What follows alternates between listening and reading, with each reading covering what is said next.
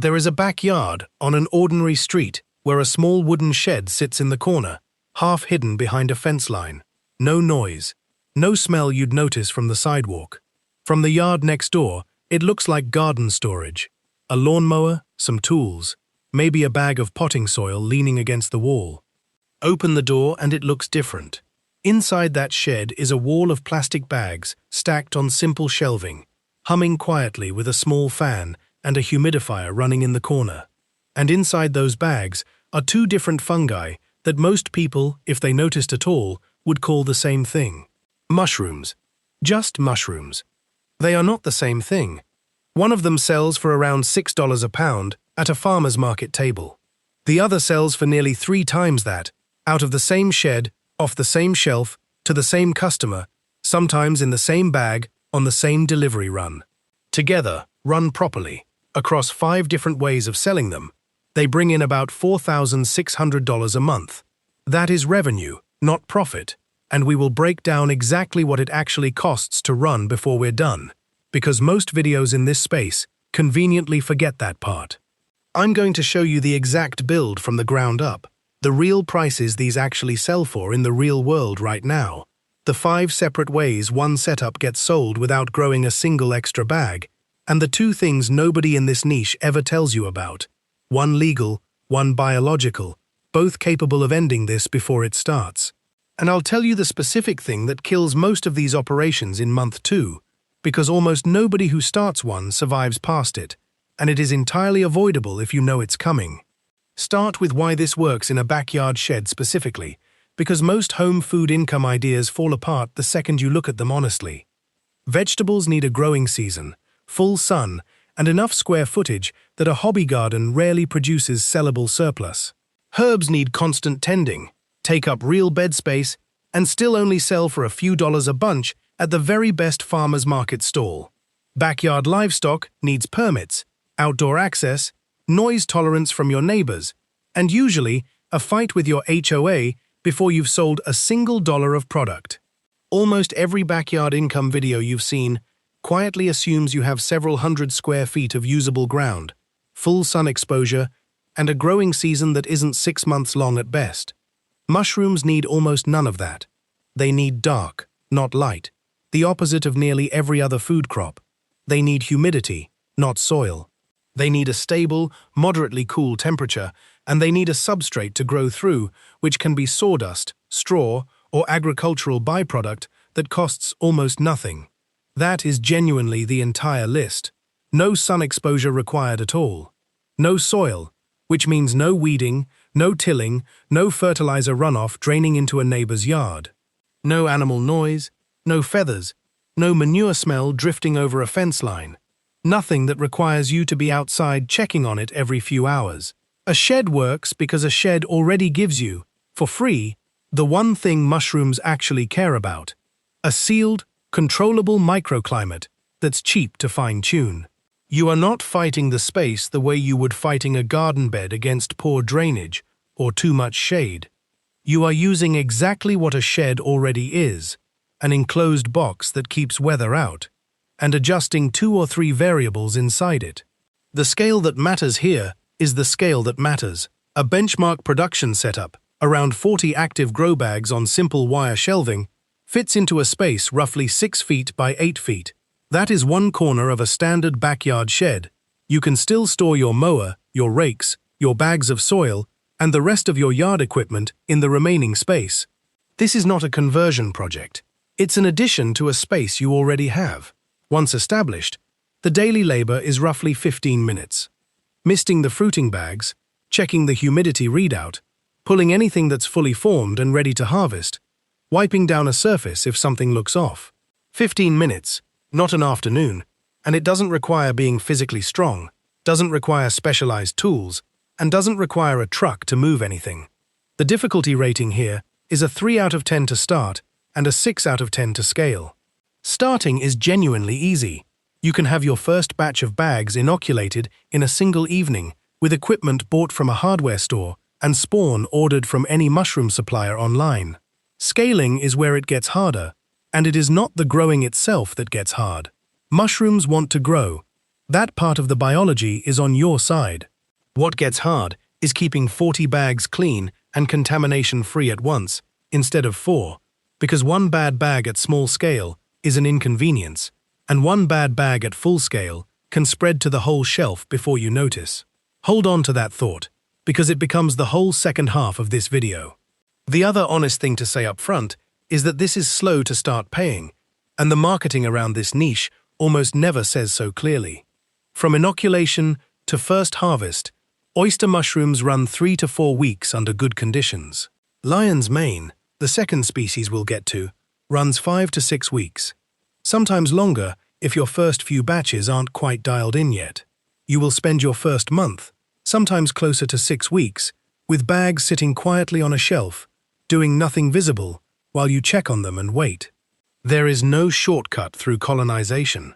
It happens at the speed the mycelium grows, and no amount of enthusiasm changes that. Anyone telling you this pays in week 2 is selling you something, usually a course or a starter kit at a markup, and building your expectations around a timeline that doesn't exist in this biology. Meet species 1, the oyster mushroom. So let's meet the first fungus, the one you've probably seen at a grocery store. Pleurotus austriatus, the oyster mushroom. Understanding its life cycle is the whole business, because each stage of a single bag can produce multiple separate harvests. Spawn, the mushroom equivalent of seed, gets mixed into a sterilized substrate, usually sawdust or pasteurized straw, sealed inside a grow bag. Over 2 to 3 weeks, white mycelium spreads through the entire bag, a process called colonization. Once the bag is fully colonized, it goes into a fruiting chamber with fresh air and humidity. Within days, pins form, tiny mushroom buds, and within another 5 to 7 days, those pins become a full harvestable cluster. Here is the part that makes the math work. After that first harvest, called a flush, the bag doesn't die. It rests for a week or 2 and produces a second flush, usually smaller, and often a third smaller still. 1 bag, 1 inoculation, 2 to 3 separate paydays. The production model, once you see it laid out, is simple. You keep a rotating set of bags at different stages, some colonizing, some fruiting, some resting between flushes, so that every week a portion of your total bag count is ready to harvest. Once the pipeline is full, 40 bags running on a staggered schedule will put out a harvestable batch every few days, rather than all at once. Per bag, a well-run oyster setup produces somewhere around 1 pound to 1.5 pounds across its full flush cycle, spread over roughly 6 to 8 weeks total before that bag is exhausted, broken down, and either composted directly or repurposed as the substrate product we'll cover later. A fresh bag replaces it, and the cycle starts again. Oyster mushrooms are also, genuinely, one of the most forgiving species to learn on. They tolerate a wider humidity range than most gourmet mushrooms. They colonize fast enough that mistakes get corrected quickly, rather than ruining months of work. And they fruit reliably, even in a slightly imperfect setup. This matters more than it sounds like it should, because your first few batches, no matter how carefully you follow instructions, will not be perfect. Oyster mushrooms give you room to make those early mistakes without losing the whole operation. That is fungus 1. It is the volume product. It is not the expensive product. Fungus 2, which we'll get to, is where the pricing gets interesting. And it's sitting on the exact same shelf the whole time, sharing the same humidity, the same fan, the same delivery run. Now let's build this properly, starting at the bottom. Stage 1 is a simple fruiting tent, the kind sold cheaply for seed starting or small-scale indoor grow setups, roughly 2 feet by 4 feet, lined with reflective plastic and fitted with a small ultrasonic humidifier and a computer fan wired to run on a timer for fresh air exchange. That's your entire fruiting chamber. It does not need to be elaborate. It needs to hold humidity and cycle in fresh air a few times a day. Colonization happens separately from fruiting, and this is a detail beginners often miss. Bags colonize in the dark, at stable room temperature, stacked in any closet, cupboard, or shelf that stays consistently cool and doesn't get direct light. They don't need the tent, the humidifier, or the fan during this stage. Only once colonization is complete and they move into the fruiting chamber, do those variables matter? For sterilization, a large stockpot or a turkey fryer works fine to pasteurize straw at home using hot water. Sawdust-based substrate blocks generally need a pressure cooker or pressure canner to fully sterilize, which is the one piece of equipment worth buying second-hand if you don't already own one. They show up regularly at thrift stores and yard sales for a fraction of retail. Spawn itself comes from a mushroom spawn supplier, typically $15 to $25 for enough grain spawn to inoculate a dozen bags to start. Grow bags with a built-in filter patch, the kind that allow air exchange without letting airborne contaminants in, run about $1 or $2 each when bought in bulk of 50 or more. A basic digital hygrometer and thermometer combo to track humidity and temperature inside the tent is another $15 to $20, and it's not optional. Guessing at humidity by feel is how most early batches fail. Total cost to start, all in, is under $150. Spawn, bags, a second-hand pressure cooker, a cheap humidifier and fan for the tent, a hygrometer. You are not making a serious capital commitment here, and that is the entire appeal. You can find out within 6 to 8 weeks whether you actually enjoy doing this before you've spent anything close to what a livestock setup or a piece of workshop machinery would cost you just to get started. Output at this scale is modest, and it should be treated as modest rather than dressed up to sound bigger than it is. A dozen bags in a small tent produces somewhere around 8 to 12 pounds of fresh oyster mushrooms a month, spread unevenly across their flush cycles, meaning some weeks you'll harvest 3 pounds at once and other weeks almost nothing, until your bags are staggered enough to smooth that out. Your first buyers at this stage are the easiest customers you will ever get in this business, and almost all of them are within a few miles of you. Neighbors who've noticed you're growing something and are curious enough to try it. A local chef or two, found simply by walking into a restaurant kitchen during a slow afternoon and asking if they'd take fresh, same-day oysters on a trial basis. A stall, or even just a half-table borrowed at someone else's stand, at a small local farmer's market. Local Facebook groups and community boards built around home cooking, foraging, or homesteading, where a post with a photo of fresh mushrooms tends to generate real interest fast. And here's the pricing gap that decides whether stage 1 is even worth doing at all. Grocery store oyster mushrooms typically run $4 to $5 a pound, and they are, almost without exception, several days old by the time they reach a shelf, often flown or trucked in from a large commercial operation. A local chef or a farmer's market customer buying fresh, same-day oysters will pay $6 to $8 a pound without hesitating, because the difference in texture and shelf life between a mushroom picked that morning and one that's traveled for 3 days is genuinely enormous, and anyone who cooks regularly can taste it immediately. Realistically, stage 1 nets a couple $100s a month once you account for the time spent packaging and delivering small quantities. That is all it is meant to be. It is a proof of concept and a customer list builder. The names, the relationships, and the confirmation that people will actually pay for this. And you should treat it as exactly that and nothing more. Trying to live off stage 1 income is where a lot of people get discouraged and quit before ever reaching stage 2. Stage 2 is where it becomes a business, and it is a different physical setup entirely. You move from a single small tent to a shelving rack system inside the shed itself, running 40 or more bags on a staggered production schedule.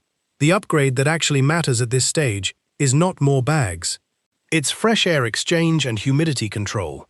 Without proper ventilation, a shed full of fruiting bags builds up carbon dioxide fast, and mushrooms respond to high CO2 by growing long, thin, deformed stems instead of proper caps.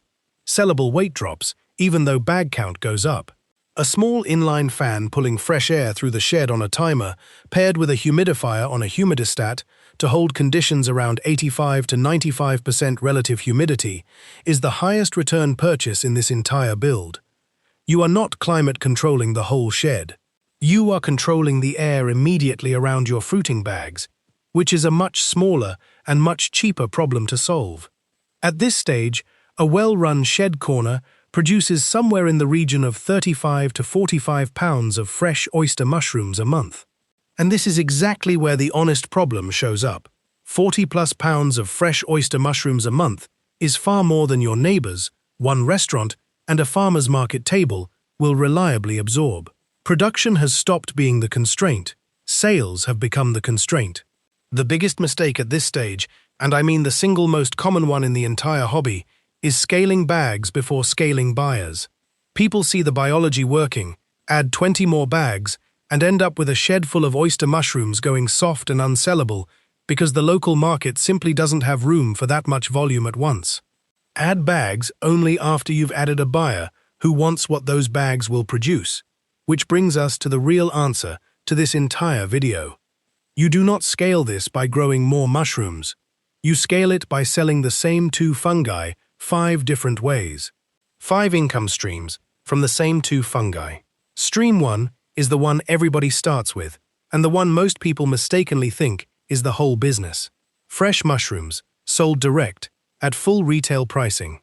Buyers are local chefs found through cold visits, farmers market customers who become repeat buyers once they've tried your product once, and home cooks found through local groups and word of mouth once you've built a small reputation. This is retail pricing, and retail pricing is genuinely where the highest per-pound margin lives. That $6 to $8 a pound is roughly double what the same weight fetches in a wholesale or bulk arrangement, because you're being paid for the packaging, the personal relationship, and the convenience, not just the mushroom itself. The limit on this stream is labor and local demand, and both cap out faster than people expect. Packaging small clamshells or paper bags for individual sale, weighing each one, labeling it, and either running a farmer's market table or handling individual delivery, takes real time that scales linearly with every additional sale. Your town also contains a genuinely finite number of people actively looking to buy fresh specialty mushrooms at a premium price. And once you've reached most of them, growth in this stream stalls regardless of how much more you produce. Realistically, this caps somewhere around $900 a month for a solo operator in a decent-sized area, working a farmer's market table once or twice a week, alongside a handful of standing home-cooked customers. Good money for the effort, but a hard ceiling. Stream 2 removes the packaging labor almost entirely and replaces it with a single relationship that does the selling for you. Bulk fresh mushrooms, sold by the pound in larger quantities to restaurants and small grocery co-ops. Your first real buyers here are independent restaurant kitchens, not chains, which almost always run on centralized distributor contracts you can't compete with, and any local health food store or co-op that carries fresh produce and is willing to work with a small local supplier. A standing restaurant order is the single most valuable thing in this entire business because it removes marketing altogether once it's established. You are delivering the same quantity on the same day every single week instead of chasing individual sales one at a time, which means your time goes toward growing and delivering rather than constantly hunting for the next buyer. Here's how that conversation actually goes, because most people get it wrong and walk away discouraged after one bad pitch. You don't walk in asking whether a kitchen wants to buy mushrooms. That's an easy question to say no to. You walk in and ask what they're currently paying their produce distributor for oyster mushrooms and how fresh those actually are by the time they arrive at the back door. Distributor mushrooms are almost always several days old at minimum, and by the time they've sat in a walk-in for a few more days, they're often visibly slimy and past their best texture.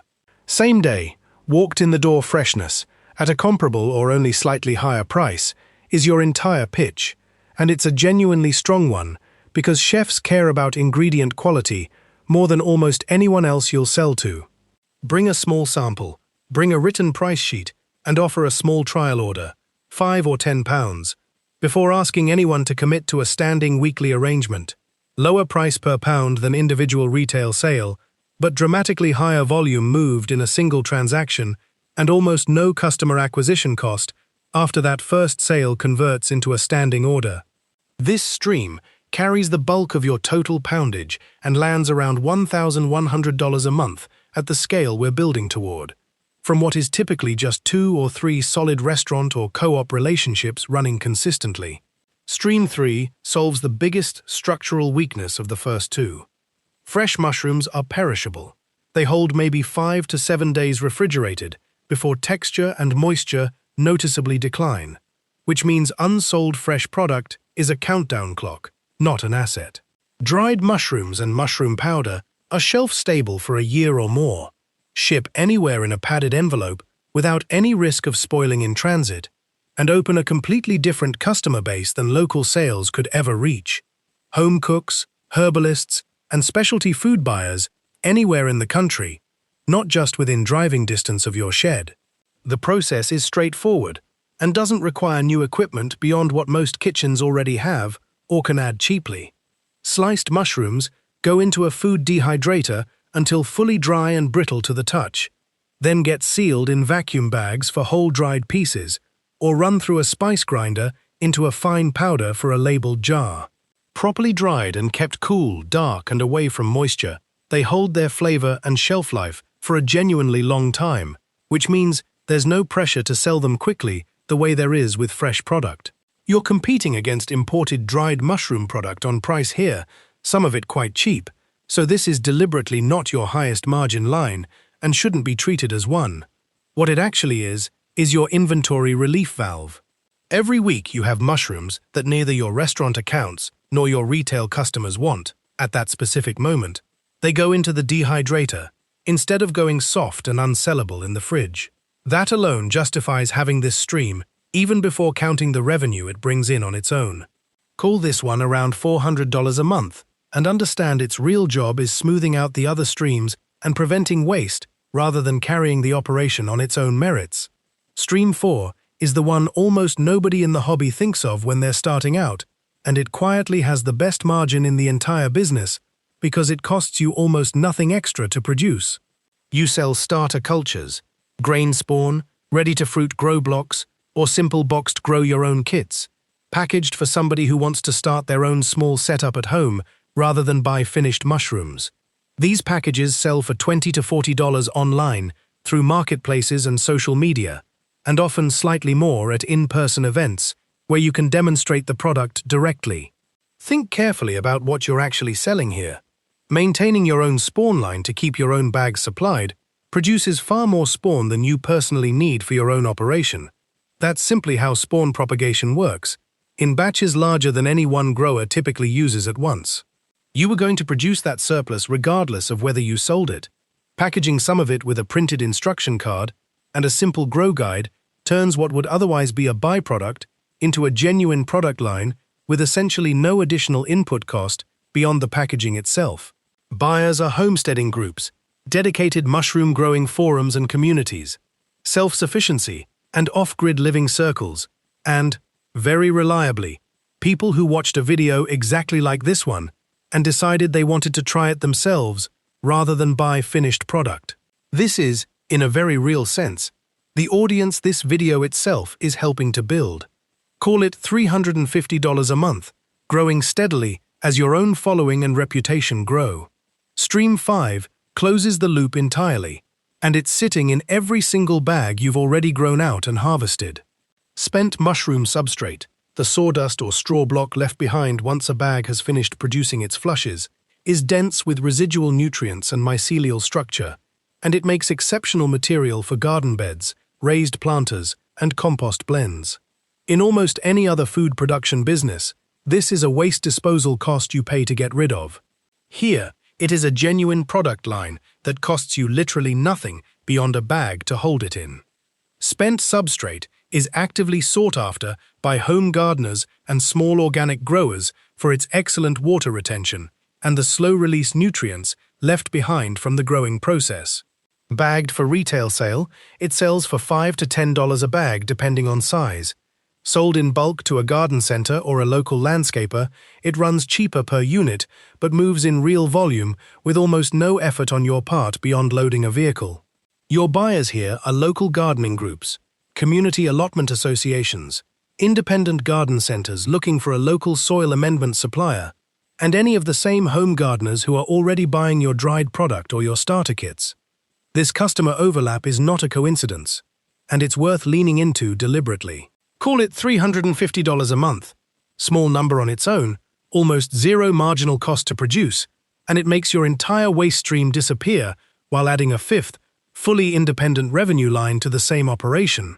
Meat species 2, lion's mane, and why it changes the arithmetic now. The second fungus, the one that changes the arithmetic. Hericium erinaceus, lion's mane. Same shed, same shelving, same buyers, dramatically different pricing. Fresh oyster mushrooms retail around $6 to $8 a pound. Fresh lion's mane, because of its texture, its novelty, and its popularity with chefs looking for something unusual, retails at $16 to $20 a pound. That is roughly 2.5 to 3 times the revenue from an identical bag footprint. Why the premium?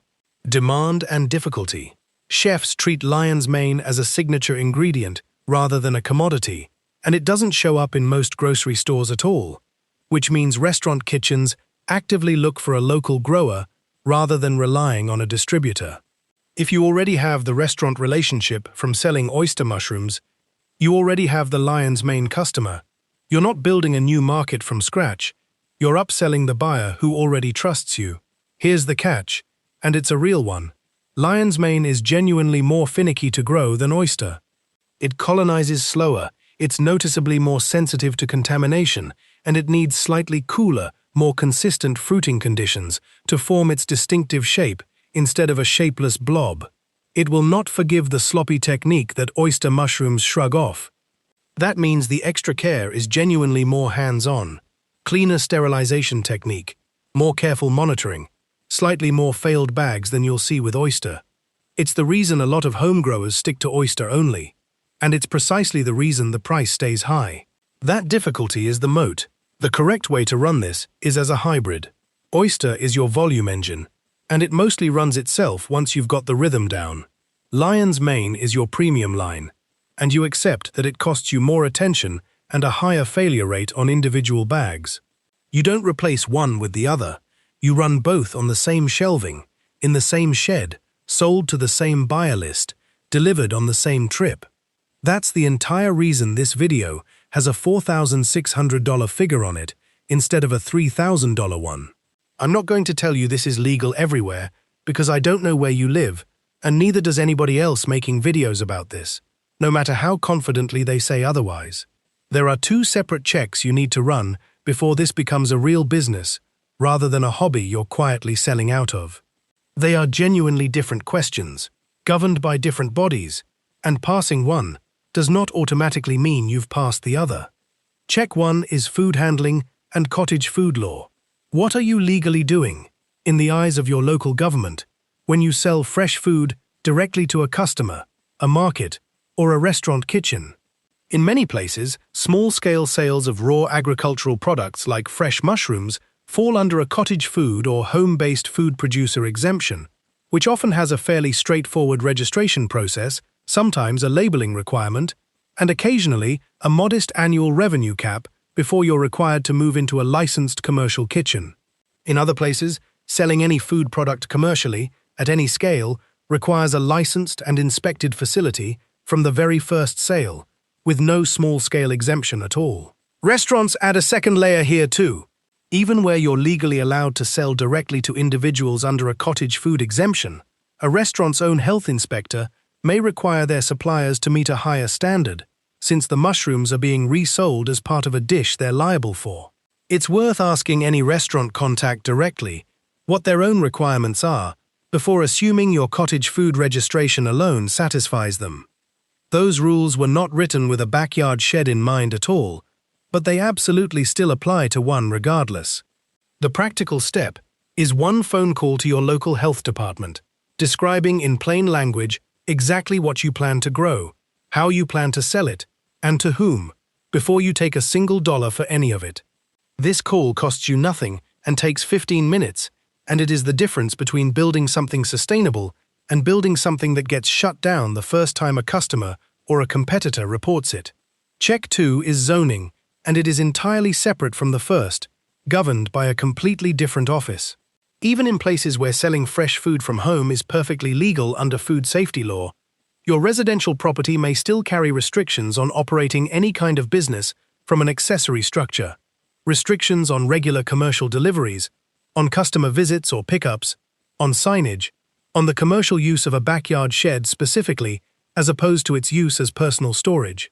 A shed is very often classified as exactly that kind of accessory structure under local zoning code. and using it commercially can technically require a home occupation permit even for a very small operation.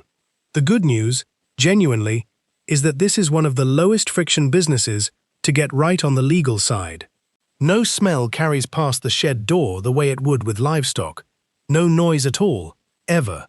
No customer traffic whatsoever if you structure your sales around delivering to restaurants and markets rather than hosting pickups at your own house, which sidesteps most of the specific concerns zoning restrictions are actually designed to address. The practical step is one look at your local zoning code, easily searchable online for most municipalities, or one call to your planning department describing your setup. Do both of these before you scale past stage 1, not after you've already built a restaurant client list you'd have to walk back. So let's put the whole thing together. Fresh retail. Direct, $900. Bulk fresh to restaurants and co-ops, $1,100. Dried mushrooms and powder, $400. Lion's mane across retail and bulk as the premium line, $1,500. Starter cultures and kits, $350. Spent substrate, $350. That comes to $4,600 a month. From one corner of a backyard shed, 2 species of fungus, and 5 sales channels. And again, clearly, that is revenue, not profit. Out of it comes spawn, substrate materials, electricity for humidity and fresh air control, bags, packaging, jars, labels, delivery mileage, and any farmer's market or health department fees. Your input costs are genuinely low compared with almost any other small food business, but they are not zero. And anybody quoting you a monthly figure without saying that out loud is not being straight with you. So what actually kills this business? In practice, once people have gotten past the excitement of the first video or the first successful bag. 3 things, in order of how often they actually take an operation down. First, and by far the most common, the 4 to 6 week colonization wait. People start in week 1, full of enthusiasm, check the bags daily, see nothing visibly sellable by week 4, quietly decide it doesn't actually work the way the video promised, and quit. Usually about 2 weeks before their first real harvest would have arrived if they'd simply waited. The failure here is almost always impatience, rather than any actual problem with the biology or the setup. The bags were fine. The person just stopped believing in them slightly too early. Second, contamination, which is the biological risk that mirrors what mites are to an insect operation. Warm, humid conditions on top of an organic, nutrient-rich substrate are exactly what green mold, black mold, and competing wild fungi want as well. And a single contaminated bag can spread spores to every other bag in the shed within days if airflow and cleanliness aren't managed carefully. This is the single biggest reason lion's mane specifically has a steeper learning curve than oyster. It's simply less tolerant of a contamination event. Prevention is genuinely the only real cure here. Once a bag is visibly contaminated, there's no saving it. Keep your sterilization technique genuinely clean, not just careful looking. Wipe down all surfaces and tools with isopropyl alcohol before and after handling any bag. Work quickly during inoculation to limit exposure time, and don't inoculate near an open window or a fan blowing directly across your workspace. Isolate any new batch of substrate, any new bag, or any equipment brought in from outside for at least several days before it goes anywhere near your main shelving, so a hidden problem shows up in isolation rather than on the shared rack. If a bag shows green, black, or fuzzy patches instead of clean white mycelium, it comes out of the shed immediately, sealed in a bag of its own and disposed of outside, not dealt with later this week once you have time. Third, and most common once people have successfully gotten past the first 2 obstacles, market saturation on fresh products specifically. Your town, no matter how food-conscious it is, supports a genuinely finite number of restaurants and farmers market customers willing to pay a premium for fresh specialty mushrooms on an ongoing basis. Operators who never build past local fresh sales into the other 4 streams hit that ceiling and simply stall out, producing more than they can sell and watching quality degrade on unsold inventory. The ones who survive long-term and keep growing are, without exception, the ones running dried product, starter kits, and substrate sales alongside the fresh channels. Those are the streams that don't depend on how many chefs or market-goers happen to live within driving distance of your shed, and they're the reason this business can keep growing, well past the point where the local fresh market alone would have capped it. One note on the numbers before we finish. The production and pricing figures in this video come from published small-scale mushroom farm benchmarks and current specialty and farmers market pricing. Any specific setup described here is illustrative, assembled from those published figures, rather than taken from one verified individual operator's books. So is this the best money per square foot you can build in a backyard? No, it isn't. Some of the higher density setups covered elsewhere on this channel beat it, and they beat it clearly. What this has instead is one of the lowest entry costs of anything we've covered. Under $150, to find out whether you'll actually do the work. No loud tools, nothing your neighbors can hear, no expensive equipment sitting idle if you decide it's not for you. It also stacks with everything else. The substrate sells to the same gardeners buying compost from other projects on this channel. The humidity control you're already running does double duty if you ever add a second growing system in the same space. Nothing here is wasted, including the waste. If you want to see the higher volume systems this channel covers next, the video on stacked income setups is the one to watch. And tell me in the comments which stream you'd start with: fresh retail, restaurant bulk, or starter kits. If you already cook with mushrooms regularly, you already know exactly what a pound of fresh lion's mane costs you at a specialty grocer. Tell everybody. That number is the whole business.